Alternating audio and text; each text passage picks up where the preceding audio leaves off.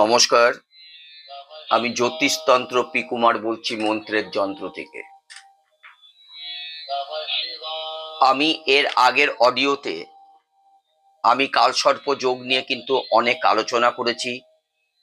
আমি বাসকী কালসর্প যোগ, কুলি কালসর্প যোগ, পদ্ম কালসর্প যোগ এবং মহাপদ্ম কালসর্প যোগ নিয়েও কিন্তু আমি আলোচনা করেছি।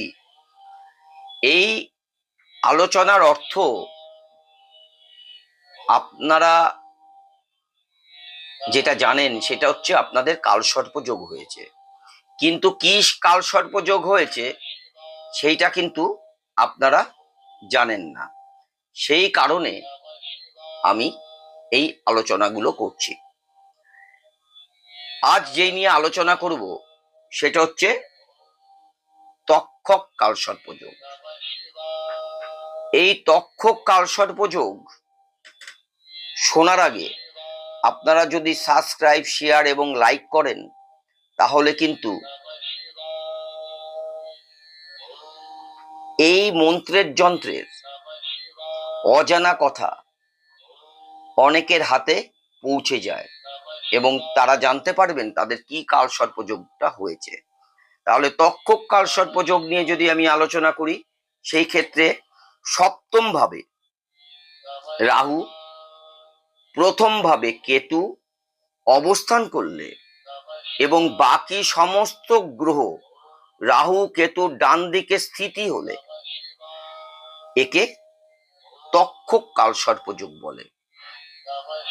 আমি আবার আপনাদের বলছি, সপ্তম ভাবে রাহু, প্রথম ভাবে কেতু অবস্থান করলে এবং বাকি সমস্ত গ্রহ রাহু কেতুর ডান দিকে স্থিত হলে একে তক্ষক কালসর্প যোগ বলা হয়। তাহলে একটা মানুষের জীবনে কত রকম কালসর্প যোগ হয়ে থাকে আমরা শুধু জানি যে আমার বা তার কালসর্প যোগ চলছে, কিন্তু কত রকম কালসর্প যোগ চলছে সেটা কিন্তু আমরা জানি না। যেই জাতকের তক্ষক কালসর্প যোগ চলছে তাদের কি কি হতে পারে। এই রকম জাতক লোভী প্রকৃতির হয় এবং লটারি, জুয়া, সাট্টা প্রভৃতিতে কিন্তু আগ্রহটা বেড়ে যায়। যদি কোনো ব্যক্তির তক্ষক কালসর্পযোগ চলে সেই ক্ষেত্রে লটারি, জুয়া, সাট্টা প্রভৃতিতে একটা আগ্রহ দেখা দেয়।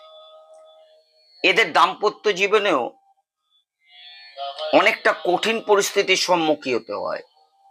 যদি কোনো ব্যক্তির তক্ষক কালসর্প চলে থাকে সেই ক্ষেত্রে কিন্তু এদের দাম্পত্য জীবন অনেক কঠিন